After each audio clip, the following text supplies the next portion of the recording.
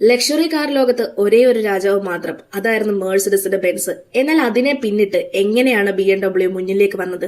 1980കളുടെ തുടക്കത്തിൽ luxury car വിപണിയിൽ കൂടുതൽ സ്വാധീനം അല്ലെങ്കിൽ കൂടുതൽ സ്വാധീകരിച്ചത് മേഴ്സിഡസ് ബെൻസിന്റെ എസ് ക്ലാസുകളായിരുന്നു. ആ സമയത്ത് BMW തങ്ങൾക്ക് അതേ തലത്തിൽ മത്സരിക്കാൻ കഴിയുമെന്ന് തെളിയിക്കാൻ ഒരു പുതിയ മോഡൽ തയ്യാറാക്കി. അതാണ് BMW E32. ഈ മോഡൽ പഴയതിനേക്കാൾ കൂടുതൽ പുതിയ സാങ്കേതിക സംവിധാനങ്ങളുമായാണ് എത്തിയിരുന്നത്. ഡ്രൈവിംഗ് കൂടുതൽ സുഖകരവും നിയന്ത്രിക്കാൻ പറ്റുന്ന തരത്തിലുമായിരുന്നു കാറിൽ മാറ്റങ്ങൾ കൊണ്ടുവരുത്തിയത്. അതിനോടൊപ്പം തന്നെ സുരക്ഷയും സൗകര്യത്തിനും കൂടുതൽ ശ്രദ്ധ കൊടുക്കുകയും ചെയ്തിരുന്നു. ഈ കാറിൽ ഉപയോഗിച്ച ചില സംവിധാനങ്ങൾ ആ കാലത്ത് ലക്ഷറി സെഗ്മെന്റിൽ പുതുമയുള്ളതായിരുന്നു. പിന്നീട് 1987 ഈ മോഡലിൽ V12 എഞ്ചിൻ അവതരിപ്പിച്ചു. രണ്ടാം ലോക മഹായുദ്ധത്തിന് ശേഷം ജർമ്മനിയിൽ ആദ്യമായി ഒരു പ്രൊഡക്ഷൻ കാറിൽ V12 എഞ്ചിൻ എത്തിയ സംഭവമായിരുന്നു ഇത്. ഈ എഞ്ചിൻ ഉപയോഗിച്ചത് BMW 750i എന്ന വേരിയന്റിലായിരുന്നു. പിന്നീട് ഇത് BMWനെ സാങ്കേതികമായി ഉയർന്ന നിലയിലേക്ക് എത്തിക്കാൻ സഹായിച്ചു. ഈ മോഡൽ വന്നതിന് ശേഷം മെഴ്സിഡസ് ബെൻസ് എസ് ക്ലാസ് മാത്രമായിരുന്നല്ല ലക്ഷറി സെഗ്മെന്റിൽ മുൻപിൽ നിന്നത്. BMW സമാനമായ നിലവാരത്തിൽ എത്തിയിരുന്നു. ഇതോടെ ഈ രണ്ട് ബ്രാൻഡുകൾ തമ്മിലുള്ള മത്സരം കൂടുതൽ ശക്തമായി. ഇപ്പൊ BMW E32 ഒരു പഴയ മോഡൽ ആണെങ്കിലും ഇത് ലക്ഷറി കാർ ചരിത്രത്തിൽ ഒരു പ്രധാന മാറ്റം കൊണ്ടുവന്ന മോഡലായിരുന്നു.